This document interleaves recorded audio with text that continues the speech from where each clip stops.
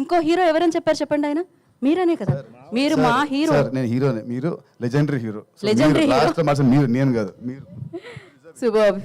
Yeah కాదు రాజేంద్ర ప్రసాద్ గారు, మీరు కూడా చిలిపి దొంగతనాలు చెప్పేసి స్టార్ట్ చేసి స్పీచ్ బాగుంటుందని నా ఫీలింగ్. ఏం కాదు మాట్లాడకుండా ఈ పిల్ల నాకు చాలా కాలం నుంచి తెలుసులేండి. చెప్తా. యా సభా సరస్వతికి నమస్కారం. రాబిన్ హుడ్, మైత్రి మూవీస్. మైత్రి మూవీస్లో ఇంతకుముందు నేను అంటే నాకు ఎంత మనసుకు దగ్గరైన కంపెనీ శ్రీమంతుడు, వాల్తేర్ వీరయ్య, రాబిన్ హుడ్.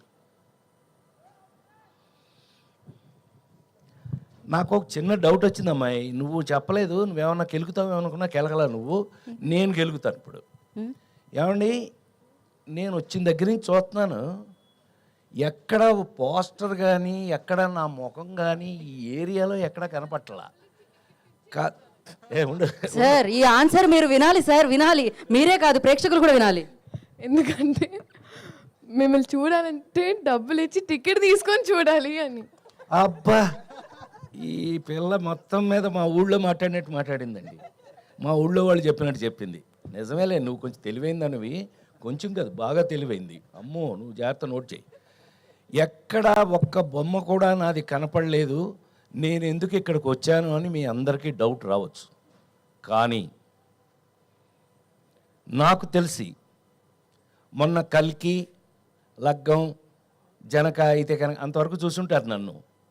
కానీ గుండె మీద చేసుకు చెప్తున్నాను, ఈ మధ్యకాలంలో యాక్టర్గా రాబిన్ హుడ్ సినిమాలో నటించిన తర్వాత ఒక్కసారి మళ్ళీ నాకు నా పాత హీరో రోజులు గుర్తొచ్చాయి. హీరో రోజులు అని అంటే లేడీస్ టైలర్ దగ్గర నుంచి హీరోగా యాక్ట్ చేసినంత వరకు చప్పట్లు కొట్టాలి అక్కడ. ఎన్ని ఇంకా అయ్యే సినిమాలు చూస్తున్నారు కదా, ఎంటర్టైన్మెంట్ అండి. ప్రైమ్ మినిస్టర్ దగ్గర నుంచి మీ వరకు అందరూ చూశారు కదా. అలాంటి రోజులు మళ్ళీ నాకు గుర్తు చేసిన రాబిన్ హుడ్ సినిమా. అంటే ఇవాళ యాక్చువల్గా మ్యూజిక్ మీద ఎక్కువ వాళ్ళు మీడియా మొత్తం మ్యూజిక్ మీద వెళ్ళి ఉంటుందేమో. ఒక్క సీను నాదేస్తే మీకు ఓపెన్గా, నితిన్ నాకు బిడ్ లాంటి వాడు, ఊరికే నా ముందు నేను హీరోని అని అట్లా ఏం అసలు నాకు హీఈస్ లైక్ మై సన్. అట్లాగే శ్రీలీల మా పిల్ల. ఇవాళ కొత్తగా మాకు జాయింట్ అయినవాడు ఎవరో కానంటే వెంకీ కుడుముల. ఇతను ఇంతకుముందు 2 సినిమాలు బాగానే తీశాడండి అని అనుకున్నాను. కానీ ఇది విన్న తర్వాత, రాబిన్ హుడ్ అనే ఈ సబ్జెక్ట్ విన్న తర్వాత, అందులో ఒక ఎంటర్టైన్మెంట్కి కేవలం ఒక కామెడీ, ఒకప్పుడు కామెడీ ఎలా ఉండేది, ఒకప్పుడు రాజేంద్ర ప్రసాద్ అనేవాడిని తీసేస్తే అంతకుముందు కామెడీ ఎలా ఉండేది, ట్రాక్. సినిమాలో ఒక ట్రాక్ వస్తే అది కామెడీ, ఇది అది. అక్కడి నుంచి హీరోయే కామెడీ. హీరో ఎలాంటి కామెడీ, ప్రైమ్ మినిస్టర్ దగ్గర నుంచి కామన్ మ్యాన్ వరకు మెచ్చుకునే కామెడీ.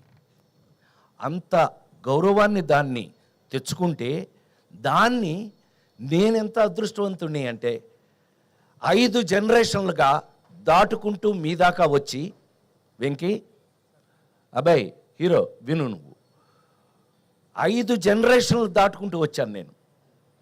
చిరంజీవి గారు, క్షమించాలి, మా పెద్ద ఆయన నందమూరి తారక, విశ్వవిఖ్యాత నట సార్వభౌమ నందమూరి తారక రామారావు గారు, నాగేశ్వరరావు గారు, అదొక జనరేషన్. 2 కృష్ణన్నయ్య, సోన్ బాబు అన్నయ్య, అదొక జనరేషను. చిరంజీవి గారు, నేను, మేమంతా ఒక జనరేషను. మహేష్ బాబు, జూనియర్ ఎన్టీఆర్, నితిన్, ఇదొక జనరేషను.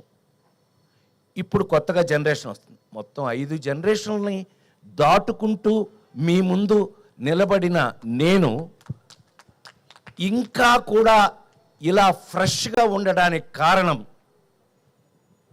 రాబిన్ హుడ్లో నా క్యారెక్టర్ లాంటివి.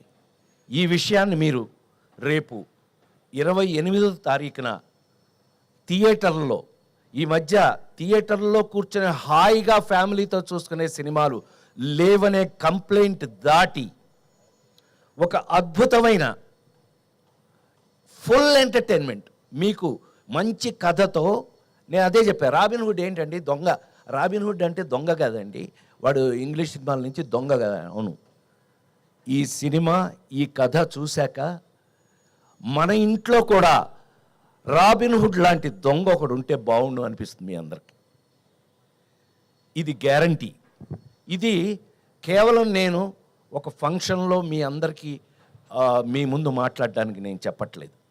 100% ఒక అద్భుతమైన కథతో ఎంటర్టైన్మెంట్ దాంట్లో మిక్స్ అవుతూ ఈ సినిమా చూసి బయటకు వచ్చేటప్పటికి మా హీరో చెప్పినట్టుగా మేము నలుగురమే గుర్తుంటామండి.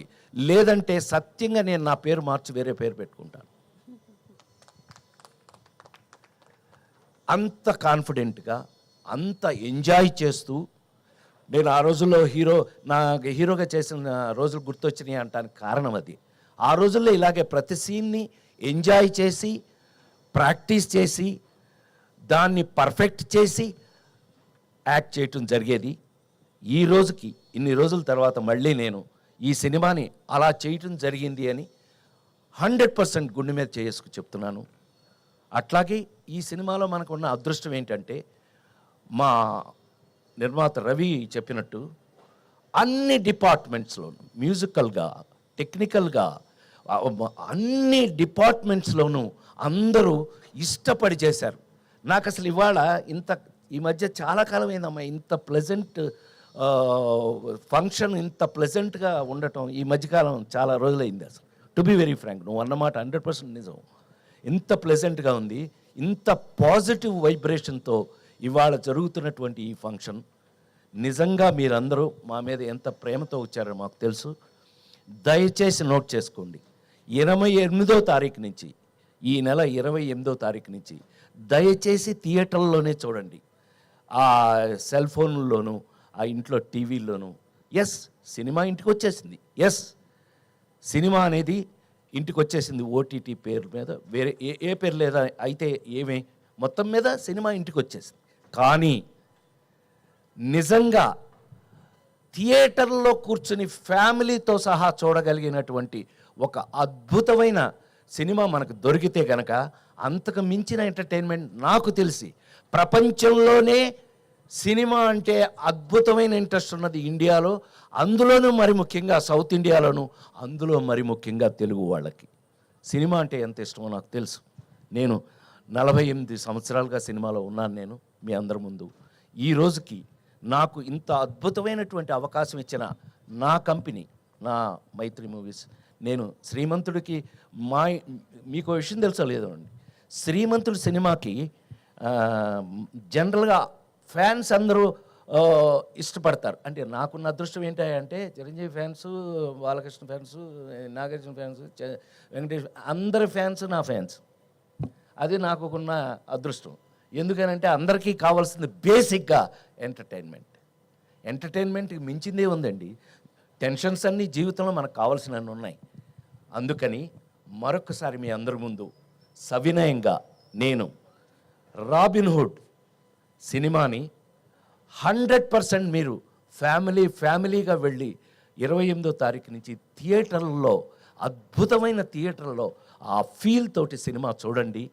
మీకు ఎంజాయ్మెంట్, మీరు హాయిగా అనుకున్న ప్రతి ఐటము ఈ సినిమా లేకపోతే నేను దానికి బాధ్యుణ్ణి అని మరొకసారి మీ అందరి ముందు సవినయంగా మనవి చేస్తూ, నాకు ఇంత అద్భుతమైన అవకాశం ఇచ్చిన నా కంపెనీ, సరే నా మైత్రి మూవీస్ నా సొంత కంపెనీ చెప్పాను కదా శ్రీమంతుడికి, I should thank Venky Kudumula.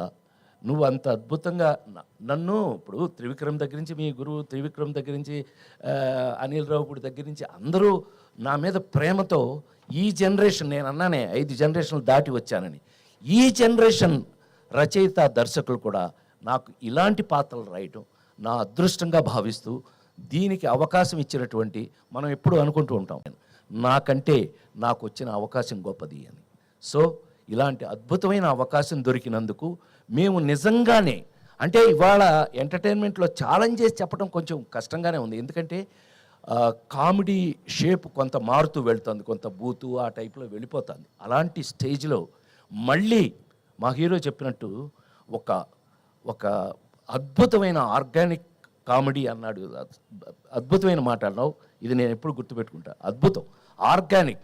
మనకి ఆరోగ్యం కోసమే ఫుడ్డే ఆర్గానిక్ మారిపోయినప్పుడు, ఆ మందులే ఆర్గానిక్ మారిపోయినప్పుడు, మనం సినిమాని కూడా ఆర్గానిక్గా మార్చడానికి ప్రయత్నిస్తున్నందుకు, కనీసం అలాంటి ప్రయత్నం చేసినందుకు వెంకీ కుటుంబలకి నేను ఒక అద్భుతమైనటువంటి అప్రిషియేషన్ ఇస్తూ, నా తరఫున, అంటే కొంచెం సీనియర్ కాబట్టి నేను అప్రిషియేషన్ ఇస్తూ, ఈ సినిమాని దయచేసి థియేటర్లో మీరు చూడండి. మీకు ఏమాత్రం నచ్చినా మీరు మమ్మల్ని గుర్తు చేసుకోండి. అదే ఈ జన్మకి నాకు చాలు అని మరొకసారి మనవి చేస్తూ, ఈ అవకాశానికి మరొకసారి కృతజ్ఞతలు తెలియజేస్తూ, మీడియా వాళ్ళందరికీ నమస్కారం. Thank you. Thank you sir, thank you so much. దొంగతనం అన్నావు కదా, ఆగు, నేను మర్చిపోయాను అనుకున్నావా? నువ్వు ఎప్పటి నుంచి నాతో ఏమండి, నిజం చెప్పమంటారా అబద్ధం చెప్పమంటారా మహారాజా? నిజమే చెప్పవాయ్యా అన్నాడండి మహారాజు. నిజమే చెప్పవాయ్ అని. మా నాన్నగారు స్కూల్ టీచర్ అండి, military school teacher. So school teacher అండి. ఎంత స్ట్రిక్ట్ అని అంటే, మీ అందరికీ చిన్న ఐడియా ఉండి ఉంటుంది. నేను ఎన్టీ రామారావు ఇంట్లో పుట్టాను. ఆ ఇంట్లో మేము అద్దెకుండేవాళ్ళం 24 సంవత్సరాలు. అక్కడే పుట్టాను నేను. సరే, అది మా నాన్న ఎంత స్ట్రిక్ట్ అని అంటే, హరికృష్ణ అల్లరి చేస్తే హరికృష్ణ కొట్టలేక మమ్మల్ని కొట్టేవాడండి ఆయన. నన్ను కొట్టారంటే నవ్వుతున్నావా నువ్వు, నీ సంగతి చూస్తానే వస్తున్నాలే బయటికి. అలాంటిది ఆయన ఎంత స్ట్రిక్ట్గా ఉంటాడండి. అలాంటిది ఏదన్నా ఎప్పుడన్నా బజార్కి వెళ్ళి ఆ శనగపప్పు ఉండలు అవి ఏమన్నా తిందామంటే డబ్బులు ఏం చేయాలి? మా నాన్నగారి జేబులోంచి 5 పైసలు కొట్టేశానండి.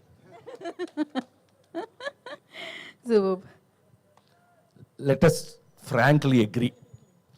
ఈ విషయం ఇంతవరకు బహుశా తెలిసే అవకాశం లేదు.